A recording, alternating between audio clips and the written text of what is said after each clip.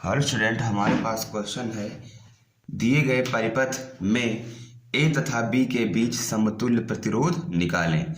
ए और बी के बीच हमको क्या निकालना है? समतुल्य प्रतिरोध। क्लियर? ए और बी के बीच हमको क्या निकालना है? समतुल्य प्रतिरोध ए और बी के बीच में। तो हम यहाँ पर देख पा रहे हैं ए से जो धारा बह रही है I1, यहाँ पर 3 धाराएं बह रही हैं ए से, I1, I2 और I3। इसका मतलब है ये तीनों प्रतिरोध जो अलग अलग धाराओं से बह रहे हैं, लगे हुए हैं, वो समांतर क्रम में लगे हुए हैं, समांतर क्रम में लगे हुए हैं। और ये वाले प्रतिरोध हम देख पा रहे हैं, ये प्रतिरोध दोनों एक ही धारा से जुड़ा हुआ है। क्लियर? ये मेरा कैसा होगा? ये श्रेणी में होगा। ये वाला I2 हमारा दूसरी धारा से जुड़ा हुआ है, तो ये आपस में कैसे होंगे?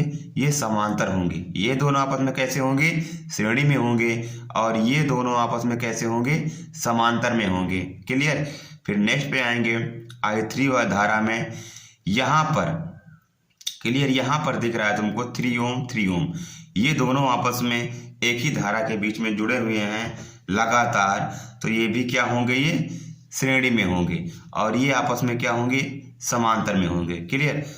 तो वहाँ पर हम पहले देखते हैं। तो सबसे पहले हम इसका नामकरण पहले कर ले, थोड़ा प्रॉब्लम ना हो हमको। इसको हम C बना ले रहे हैं, इसको हम D बना ले रहे हैं। क्लियर?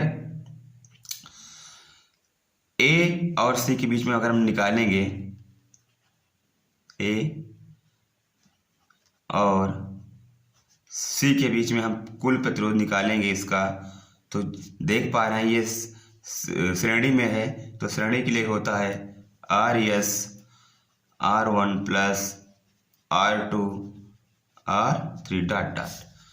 तब वहाँ पर हमारा प्रतिरोध होगा R1 हमारा कितना है? 3 ओम, 3 ओम।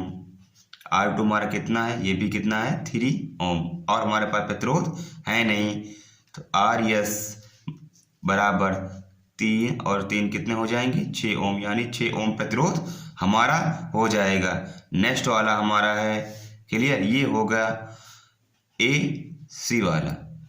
नेक्स्ट वाला हमारा है ये नीचे उसके I3 वाला। क्लियर? I3 वाला ये क्या है? I1 वाला है, और ये हम निकालेंगे I3 वाला।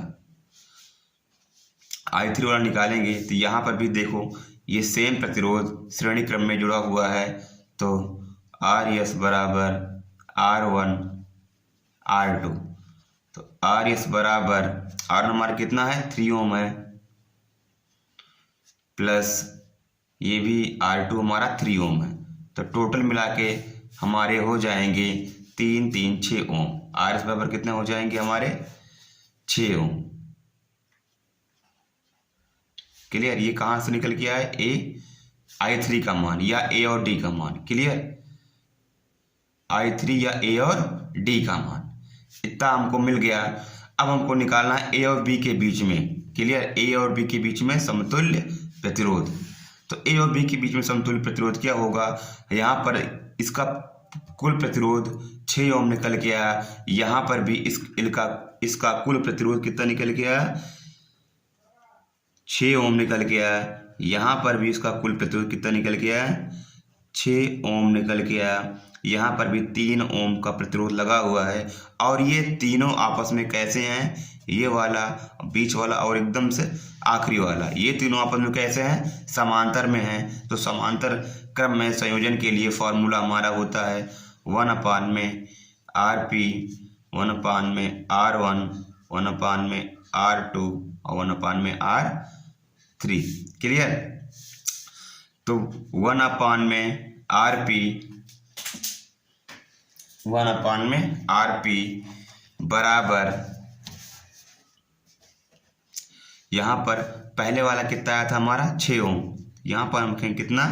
6 ओम, प्लस दूसरा वाला हमारा कितना है?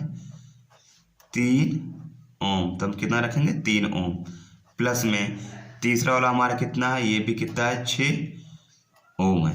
अब यहाँ पर एलसीएम लेके हम वैल्यू को सॉल्व करेंगे तो 1 2 और यहाँ पर 1 अपान में क्या आएगा 6 आएगा। 1 अपान में RP 2 2 4 अब बटे में 6 काट देंगे 2 दूनी 4 2 3 6 1 अपान RP बराबर 2 बटे में 3। अब RP निकालेंगे हम समतुल्य प्रतिरोध 3 बटे में आ जाएगा हमारा 2। क्लियर। RP का मान कितना आ जाएगा 3 बटे में 2।